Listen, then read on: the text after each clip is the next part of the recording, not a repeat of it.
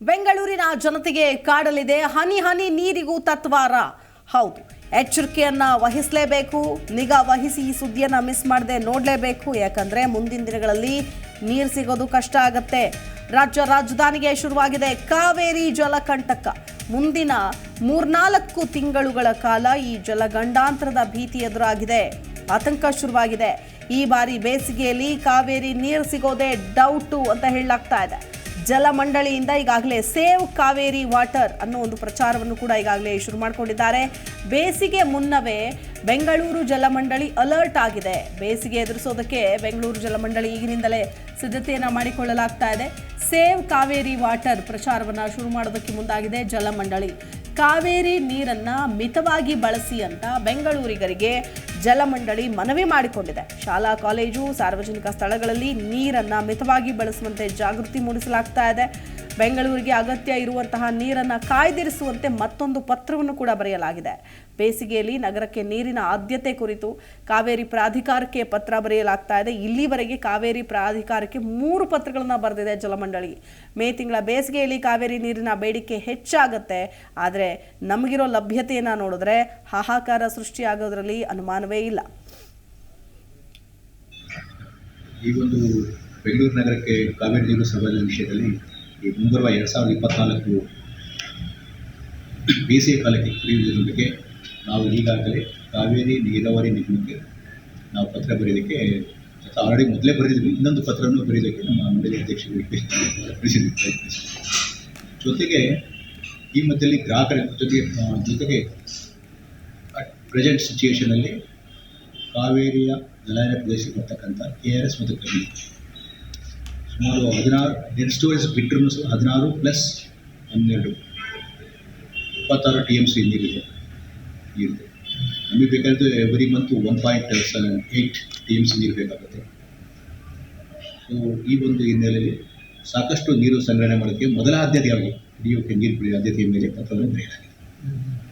ಎರಡನೇದಾಗಿ ನಾವು ಸಾರ್ವಜನಿಕರಲ್ಲಿ ಒಂದು ಅಭಿಯಾನ ಮಾಡಬೇಕಂತ ಈಗ ಆಲ್ರೆಡಿ ಪತ್ರಿಕೆಯಲ್ಲಿ ಮಾಡೋಕ್ಕೆ ಪ್ರಯತ್ನ ಮಾಡ್ತಿದ್ದೀವಿ. ಶಾಲಾ ಕಾಲೇಜುಗಳಲ್ಲಿ ಇದೇ ವಿಚಾರಕ್ಕೆ ಸಂಬಂಧಪಟ್ಟಂತೆ ಮತ್ತಷ್ಟು ಡೀಟೇಲ್ಸ್ ಕೊಡ್ತಾರೆ ನಮ್ಮ ಪ್ರತಿನಿಧಿ ಮಂಜುನಾಥ್. ದೂರವಾಣಿ ಸಂಪರ್ಕದಲ್ಲಿ ಜಾಯ್ನ್ ಆಗ್ತಾ ಇದ್ದಾರೆ. ಮಂಜುನಾಥ್, ಕಾವೇರಿ ನೀರಿಗೆ ಹಾಹಾಕಾರ ಬರುತ್ತೆ, ಕುಡಿಯೋ ನೀರಿಗೂ ತತ್ವಾರ ಎದುರಾಗುತ್ತೆ ಅಂತ ನಾವೀಗಾಗಲೇ ಈ ಹಿಂದೆನೇ ನಿರೀಕ್ಷಿಸಿದ್ವಿ. ಯಾಕಂತಂದರೆ ಮಳೆ ಸರಿಯಾಗಿಲ್ಲ, ಇದ್ಬದ್ ನೀರನ್ನೆಲ್ಲ ತಮಿಳ್ನಾಡಿಗೆ ಬಿಟ್ಕೊಂಡು ಕೂತ್ಕೊಂಡ್ರು. ಸೊ ಈಗ ನಾವು ಒಂದು ರೀತಿಯಾಗಿ ಹನಿ ನೀರಿಗೂ ಕೂಡ ಮುಖ ನೋಡೋವಂಥ ಪರಿಸ್ಥಿತಿ ಎದುರಾಗಿದೆ. ಯಾವ ರೀತಿಯಾಗಿ ಜಾಗೃತಿ ವಹಿಸ್ತಾರೆ, ಇದರಿಂದ ಈ ಒಂದು ನೀರಿನ ಹಾಹಾಕಾರವನ್ನು ತಪ್ಪಿಸೋದಕ್ಕೆ ಸಾಧ್ಯ ಇದೆಯಾ? ಏನೆಲ್ಲ ಕ್ರಮ ತೆಗೆದುಕೊಳ್ಬೇಕಾಗತ್ತೆ? ಶಿಲ್ಪ, ಬೆಂಗಳೂರಿಗೆ ಪ್ರಮುಖವಾಗಿ ಕಾವೇರಿ ನೀರು ಪೂರೈಕೆ ಆಗ್ತಾ ಇರುವಂತದ್ದು ಗೊತ್ತೇ ಇದೆ. ಪ್ರತಿ ಮನೆಗೂ ಕೂಡ ಕಾವೇರಿ ನೀರು ಸರಬರಾಜು ಮುಖ್ಯ ಎನ್ನುವಂತ ನಿಟ್ಟಿನಲ್ಲಿ ನಿತ್ಯವೂ 1450 MLD ನೀರು ಬೆಂಗಳೂರಿಗೆ ಅಗತ್ಯವಿದೆ. ಪ್ರತಿ ತಿಂಗಳ ಲೆಕ್ಕಾಚಾರ ನೋಡೋದಾದ್ರೆ 1.8 TMC ನೀರು ಬೆಂಗಳೂರಿಗೆ ಪ್ರತಿ ತಿಂಗಳ ಅವಧಿಯಲ್ಲಿ ಬೇಕೇ ಬೇಕಾಗುತ್ತೆ. ಈ ನಿಟ್ಟಿನಲ್ಲಿ ಈ ಬರುವಂತಹ ಬೇಸಿಗೆ ಅವಧಿಯಲ್ಲಿ ಬೆಂಗಳೂರಿಗೆ ಕಾವೇರಿ ನೀರು ಸಿಗತ್ತಾ? ಯಾಕಂತ ಹೇಳಿದ್ರೆ ಕಳೆದ ಸಾಲಿನಿಂದ ಈ ಹಿಂದೆ ಹೋದಂತಹ ಮಳೆಗಾಲ ಎನ್ನುವಂಥದ್ದು ಏನಿದೆಯೋ ಬೆಂಗಳೂರಿಗೆ ಬರೋಬ್ಬರಿ ಇಡೀ ಕರ್ನಾಟಕದಲ್ಲೇ 44% ಅಷ್ಟೇ ಮಳೆ ಆಗಿರುವಂತದ್ದು. ಅಂದ್ರೆ ಇಲ್ಲೇ ಗೊತ್ತಾಗ್ತಾ ಇದೆ, ಇಡೀ ಕರ್ನಾಟಕಕ್ಕೆ 56% ಪ್ರತಿ ವರ್ಷ ಏನ್ ಬರ್ತಾ ಇತ್ತು ಆ ಮಳೆ ಈ ಬಾರಿ ಬಂದಿಲ್ಲ. ಹೆಚ್ಚು ಕಡಿಮೆ ಅರ್ಧಕ್ಕಿಂತ ಅದು ಕಡಿಮೆ ಇರುವಂತಹ ಮಳೆ ಆಗಿದೆ. ಈ ನಿಟ್ಟಿನಲ್ಲಿ ಕಾವೇರಿ ಜಲಾಶಯಕ್ಕೂ ಕೂಡ ಒಳ ಅರಿವು ಆಗ್ಲಿ ಮೇಲರಿವು ಆಗ್ಲಿ ಯಾವುದೂ ಕೂಡ ಸರಿಯಾಗಿ ಆಗಿಲ್ಲ. ಈ ನಿಟ್ಟಿನಲ್ಲಿ ಆ ನೀರನ್ನ ಶೇಖರಣೆ ಮಾಡುವಂತ ಸಂದರ್ಭದಲ್ಲಿ ತಮಿಳುನಾಡಿಗೆ ನೀರು ಬೇಕೇ ಬೇಕು ಎನ್ನುವಂತ ಅವ್ರಿಗೂ ಕೂಡ ಬಿಡುವಂತ ಕೆಲಸ ಇನ್ನೂ ಕೂಡ ಒಂದಷ್ಟು TMC ಮೂಲಕವಾಗಿ ಆಗ್ತಾ ಇದೆ. ಈಗಿದ್ದು ಕೂಡ ಬೆಂಗಳೂರಿಗೆ ಈ ರೀತಿ ಹರಿಬಿಡ್ತಾ ಇರುವಂತ ನೀರು ಬೆಂಗಳೂರಿಗೆ ಸರಬರಾಜು ಆಗತ್ತಾ? ಅಗತ್ಯ ಇರುವಂತ ನೀರು ಬೇಸಿಗೆಗೆ ಆಗತ್ತಾ ಎನ್ನುವಂತ ನಿಟ್ಟಿನಲ್ಲಿ ಇಷ್ಟು ದಿನಗಳ ಕಾಲ ಒಂದು ಪ್ರಶ್ನೆ ಇತ್ತು. ಆ ಪ್ರಶ್ನೆ ಇನ್ನೂ ಪ್ರಶ್ನೆ ಆಗಿ ಉಳಿಯುವಂತ ಸಾಧ್ಯತೆ ಇದೆ. ಯಾಕಂತ ಹೇಳಿದ್ರೆ ಅಪ್ಕಮಿಂಗ್ ಈಗಾಗಲೇ ಬೆಂಗಳೂರಿನಲ್ಲಿ ಬೇಸಿಗೆ ಅನ್ನುವಂಥದ್ದು ಈಗಾಗಲೇ ಬಿಸಿಲಿನ ಮೂಲಕವಾಗಿ ಗೊತ್ತಾಗ್ತಾ ಇದೆ.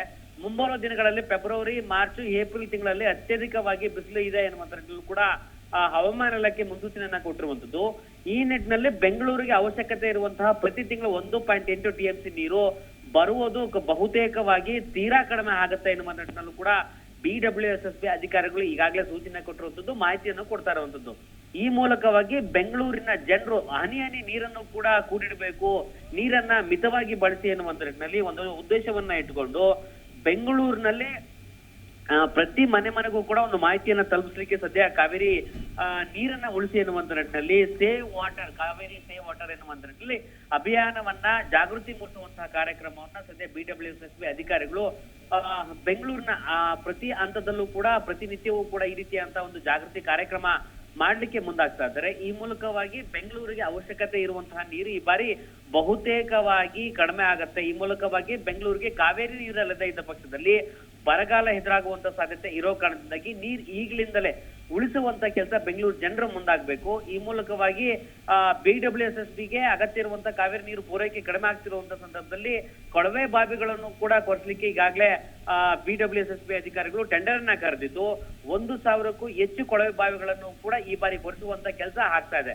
ಇಷ್ಟು ಆಗ್ತಿದ್ರು ಕೂಡ ಕಾವೇರಿ ನೀರಿನ ಜೊತೆಗೆ ಕೊಳವೆ ಬಾವಿಗಳು ಒಂದು ವೇಳೆ ಅಷ್ಟೇ 1,000ಕ್ಕೂ ಹೆಚ್ಚು ಕೊಳವೆ ಬಾವಿಗಳೇನು ಕೊರೆಸ್ತಾ ಇದ್ರು ಅದರಲ್ಲಿ ಒಂದಷ್ಟು ಫೇಲ್ಯೂರ್ ಆದ್ರೆ ಅಗತ್ಯ ಇರುವಂತಹ ನೀರು ಇದರಲ್ಲೂ ಕೂಡ ಪೂರೈಕೆ ಅನ್ನುವಂಥದ್ದು ಕಡಿಮೆ ಆಗುತ್ತೆ. ಈ ನಿಟ್ಟಿನಲ್ಲಿ ಜನರೇ ಅರ್ಥಕೊಂಡು ನೀರನ್ನ ಸೇವ್ ಅಂದ್ರೆ ಉಳಿಸುವಂತಹ ಕೆಲಸ ಮುಂದಾಗಿ ಎನ್ನುವಂತ ನಿಟ್ಟಿನಲ್ಲಿ ಸದ್ಯ BWSSB ಅಧಿಕಾರಿಗಳು ಮನವಿಯನ್ನ ಮಾಡ್ತಿರುವಂತದ್ದು. ಶಿಲ್ಪ. ಓಕೆ, ಧನ್ಯವಾದ ಮಂಜುನಾಥ್ ಡೀಟೇಲ್ಸ್ಗಾಗಿ.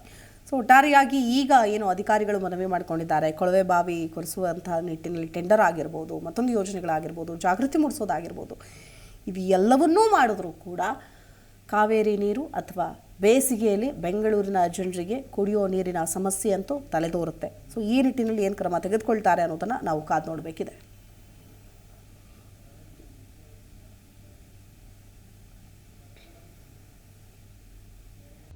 ಪ್ರತಿಕ್ಷಣದ ಸುದ್ದಿಗಾಗಿ Zee Kannada news app download ಮಾಡಿ.